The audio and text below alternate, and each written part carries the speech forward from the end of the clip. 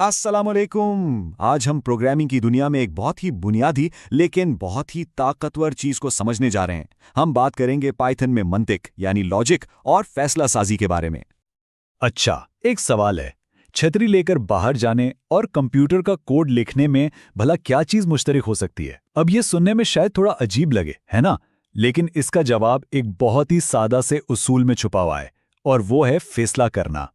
तो हमारा पहला हिस्सा है एक सादा ज़हीन इंतखाब। देखें, फैसले करना चाहे छोटे हों या बड़े, यही तो जहानत की असल बुनियाद है। और ये बात सिर्फ इंसानों पर नहीं बल्कि कंप्यूटर्स पर भी लागू होती है। हम अपनी रोजमर्रा की जिंदगी में हर वक्त यही तो कर रहे होते हैं। हम कोई भी काम सिर्फ तब करते हैं जब कोई खास बात सच हो, है ना? ये एक बहुत ही बुनियादी सी मंतिक है जो हम सब इस्तेमाल करते हैं। और प्रोग्रामिंग की दुनिया में इसी मंतिक को, इसी उसूल को एक खास नाम दिया गया है, इफ स्टेटमेंट।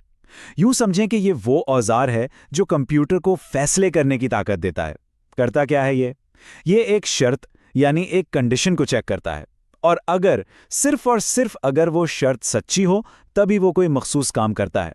और यही वो चीज़ है जो एक आम से कोड को स्मार्ट बना देती है। तो आइए अब इसको एक बहुत ही आसान हकीकी जिंदगी की मिसाल से समझते हैं। हमारा दूसरा हिस्सा है इस्लामाबाद में एक छतरी।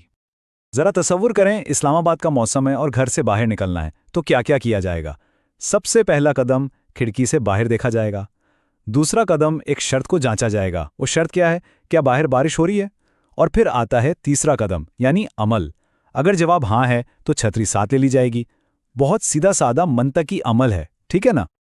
तो अब सबसे दिलचस्प हिस्सा, आइए देखते हैं कि ये जो इंसानी मंतिक है इसको हम पाइथन ज़बान में यानी कोड में कैसे लिखते हैं। या देखें, ये कितना कमाल है। हमारी सोच और पाइथन का कोड बिल्कुल एक दूसरे का अक्स हैं। हमारी जो शर्त थी, क्या बारिश हो रही है, वो कोड में बन गई if weather equals to raining. और हमारा जो अमल था, छतरी ले लो, वो एक सादा सी प्रिंट कमांड बन गया। ये ताल्लुक बिल्कुल साफ और वाज़ेह है। लेकिन एक मिनट, क्या होगा अगर बारिश नहीं हो रही? बहुत आसान जवाब है। अगर हमारी शर्त पूरी नहीं होती, मतलब मौसम बारिश वाला नहीं है, तो कंप्यूटर इस अमल को मुकम्मल तौर पर नज़रअंदाज कर देगा। वो बस इस लाइन को छोड़कर आगे बढ़ जाएगा, छतरी उठाने का कहेगा ही नहीं।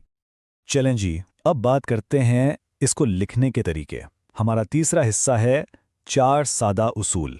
और अच्छी बात यह है कि इसके लिए कोई बहुत पेचीदा ग्रामर सीखने की ज़रूरत नहीं है, बस 4 बहुत ही आसान से उसूल याद रखना है।